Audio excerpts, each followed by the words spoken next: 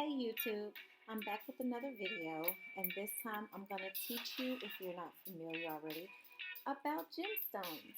Stay tuned. I have a collection coming up for you. Okay, so first of all, I wanted to do a video about crystals. Um, this book I picked up years ago at a bookstore, Crystal Energy for Your Home, showed you the feng shui, how to create harmony and peaceful energy in your home, how to turn your home into a peaceful environment if it already is not one, or to kind of just enhance that energy. If you have good energy in your home, that's a great thing because not everyone does. And again, I picked up that book at a local bookstore, a new age kind of bookstore, which you can go in most bookstores and they have a new age section, which I'm always I'm a little turned around by the whole new age concept because um, these new age topics are actually um, topics that have existed for millions of years, and these concepts come from antiquity, ancient Egypt, you know all the ancient civilizations and cultures know these concepts and these different things like the law of attraction and all of these different things that the whole new age spiritual movement is kind of talking about and giving all this hype and attention to. So I just want to kind of touch on that because that's something I'm passionate about is, learning about anything regarding nature and, just dealing with the way that things, you know, um, work. So here's also a crystal rocks and mineral book that I received for my birthday. And it has a picture of my favorite crystal right here on the front, the amethyst, which I'll get into in a little while. I love this book because it gives you a breakdown of the actual pictures of the stones, and it tells you about their properties, the structure, the chemical structures for those of us who love science. And I was actually in the science club in high school. In my junior year, I took advanced chemistry, like college level courses. They call them AP classes, advanced preparation courses, I think it was. But anyway, I just love documentaries, science, history, archaeology, anything dealing with nature. The things that were put here for us to use, to love, to learn, and to just, lift us up to higher consciousness. And so this is big. It's heavy. Okay. First stone I want to get into, my Amethyst Cathedral that I love so much. I purchased this stone as my first big purchase. But when I first went into a spiritual bookstore in 2010, I saw one like that. And I was like, okay, I'm going to come back and get it. I'm going to come back and get it. I'm going to come back and get it. And I live in Atlanta. And so I was in the Roswell area one day, and they had this 50% off crystal sale, which these babies can get pretty pricey, depending on, your lifestyle. To me, $100+ for most things is expensive. So, and I know most people are like, girl, you spent $100 on a stone or on a rock, but it's not just any stone or any rock.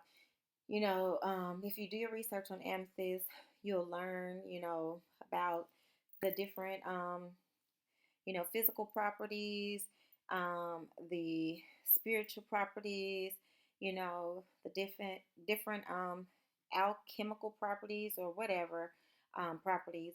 But if you look at a lot of spiritual leaders that were purple, and just different crowns even for the royal family will contain purple stones. So anyway, but you can do your own research on that. Here's another heavy piece. My other big purchase, which is a quartz crystal cluster, and it has this huge side of slab from the earth And I can only imagine what it would be like drilling and mining these babies. And I have some crystal jewelry. None of it is expensive. The most expensive jewelry I own is my 9.25 Tiffany jewelry, which is all vintage and pre-loved. But right now I am wearing some crystal jewelry, which I like the whole natural look. But do I want to get into the big, bulky, gaudy, gothic looking jewelry? No, I don't. I like dainty stuff. I like girly stuff. And even if it's something that has a spiritual meaning and representation, I still want it to look rather, I wanted to blend in with my other jewelry pieces.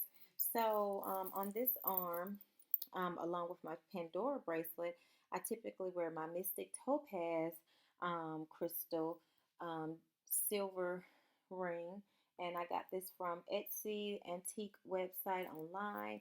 I bumped it into something in the store and I had to have it reset at my local Kay's Jewelry store in the outlet mall here where I live. And they did a wonderful job, and it has like this warranty on it now going forward. If anything else ever happens to it, then they'll make sure that it looks up to par for me again. On this finger, I have a rose quartz stone, which I'll get into some of those when I open up my shoebox here. And it's a ring that I purchased in bulk for my store, so I sell these all the time, and they're reasonably priced. Some stores can get a little carried away with the prices on their gemstones, and I'm like, this is from nature, you guys. So do I want to spend all this money on something like this? I will spend a little more than I would want to, but I'm not going to be too excited about it. So anyway, um, okay. So since I left off with my quartz, I'll get into my quartz next. I have this piece, which is supposed to be like some kind of generator or recorder or amplifier, or all of the above. I think I can't remember, but then I have these two pieces, which I'll show them to you at the same time because I actually broke them both. I broke a piece, a hunk of this one off. It was the end. It wasn't as pointy as this one, but I broke that piece and I broke this piece in half. And I actually broke them by trying to create some kind of a chemical reaction, like an electric spark, and I banged them into each other. And I read this in one of my books or something. I watch a lot of documentaries too, so I could have seen it there. But anyway, I was so sad because, yeah, those can get a little pricey, like I said. Then this one, which has all those little points on it, which I think is absolutely so cute and fabulous.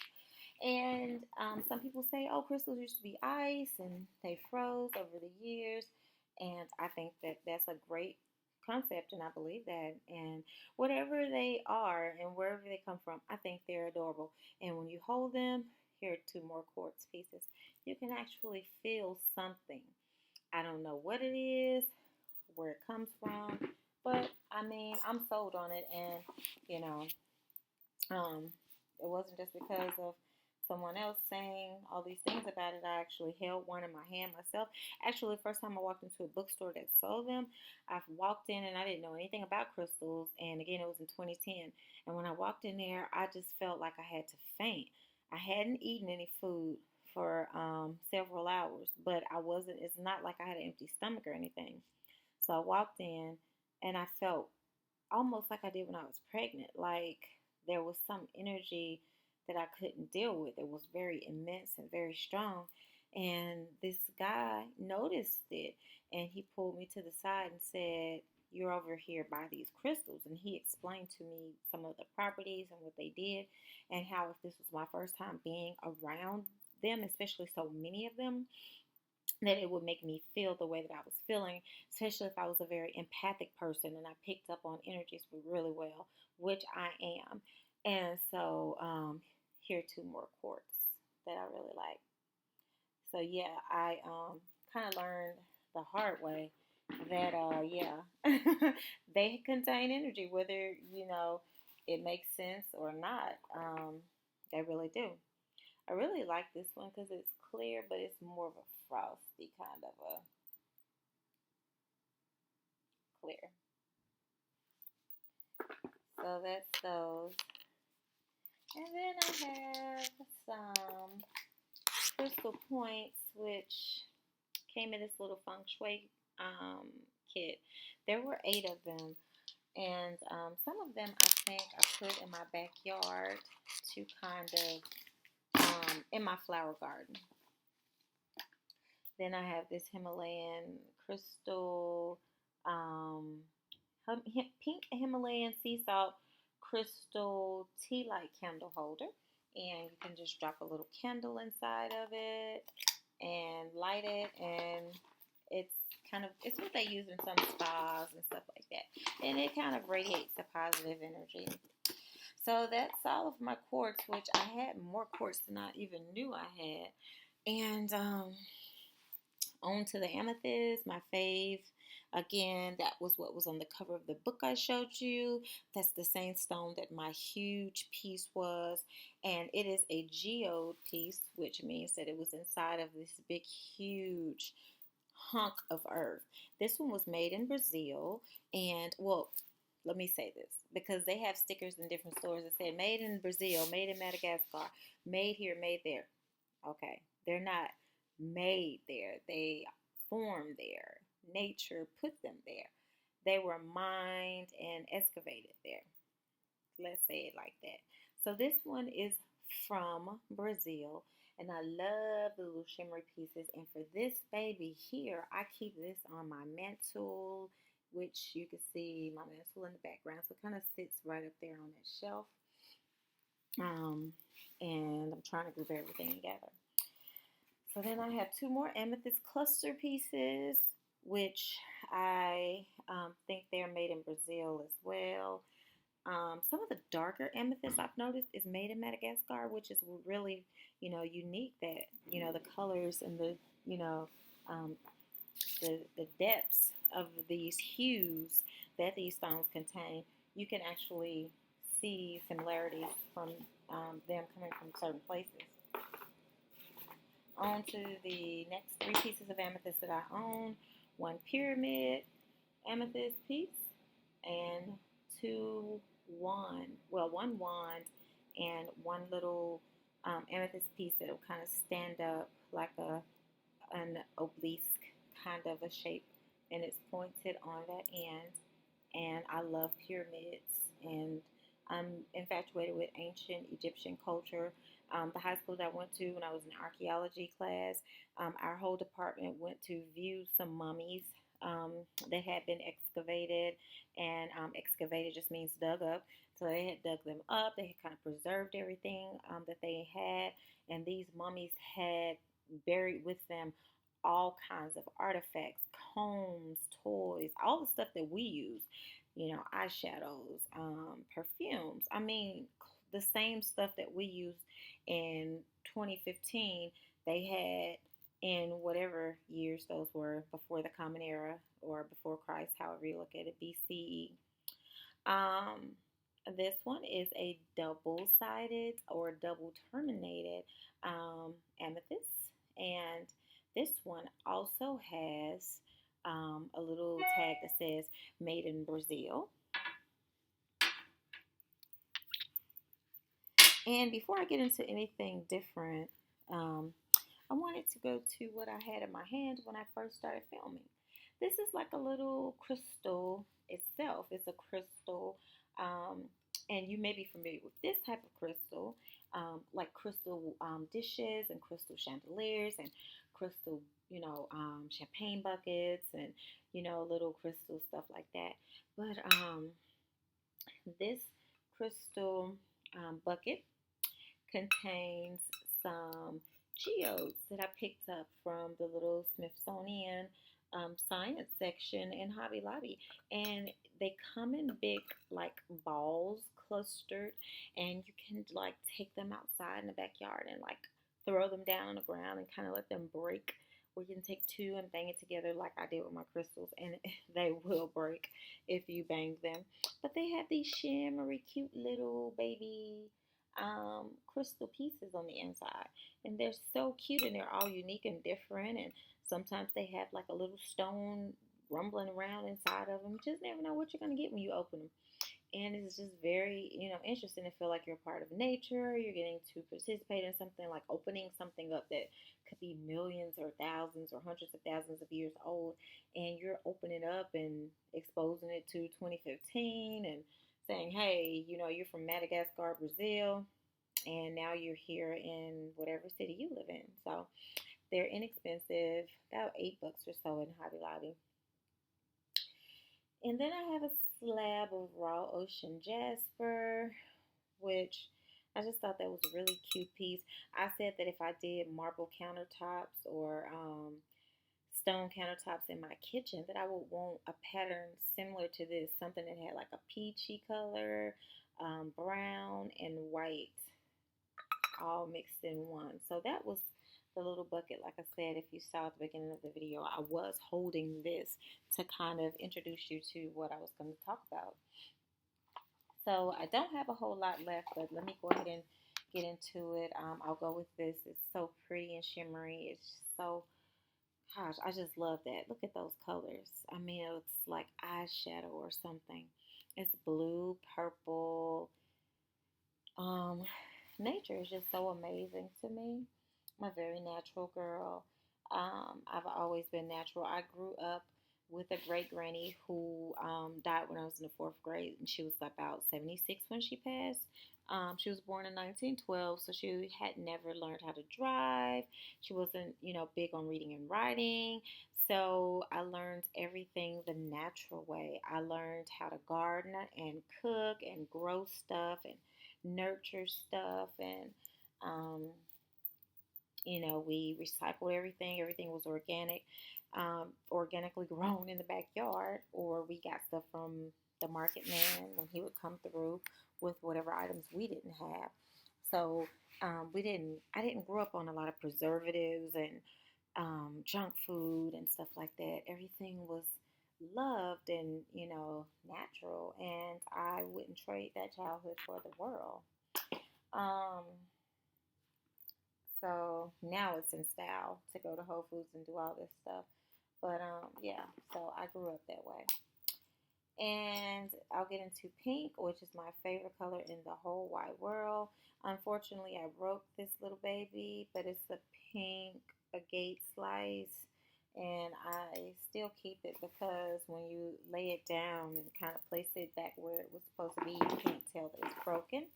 I have two pink rose quartz crystal wands, and rose quartz is a really soft love infused kind of energy. But you can massage yourself with this wand. It's actually created to be a massage wand, and you can just roll it over your skin, and you can feel that soft energy once it comes into your actual aura. Whatever properties it has based on the color, based on, what type of material it is, you can feel that transfer to your body. And I don't know how to explain it, but if you just hold one, you'll get it. You'll know what I mean. It's a very natural process, and it just makes so much sense. And it doesn't have anything to do with any religion or anything like that. It's just nature, and it's just, you know, the same as if you smell a rose, or if you, um, go outside and stand under an oak tree. Everything in nature has this vibration, um, and everything in nature has its own frequency, whether it's a high frequency or a low frequency. And these stones just so happen to have a huge high frequency. Like when I took the lid off of this shoebox, I was like, oh, okay, I can feel it. Okay, so this is a rose quartz heart-shaped stone.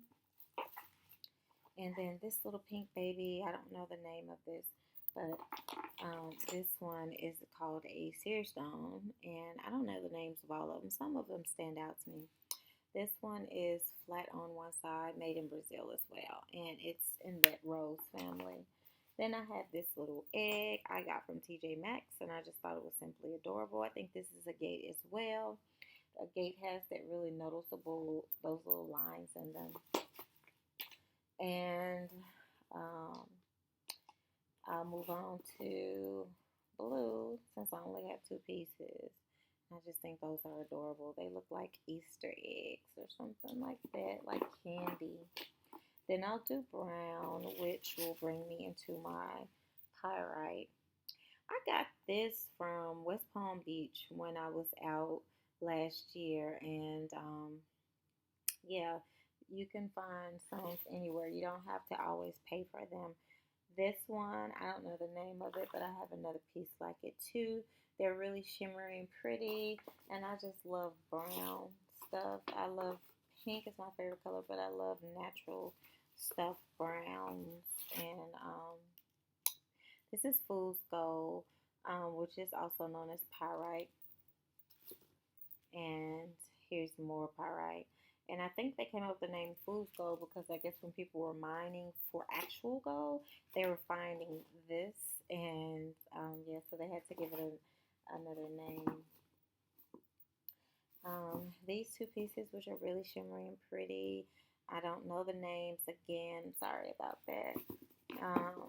For people who want to, pick something up that they saw in my video, these green pieces are very beautiful also. I like that one. Looks like candy. That one.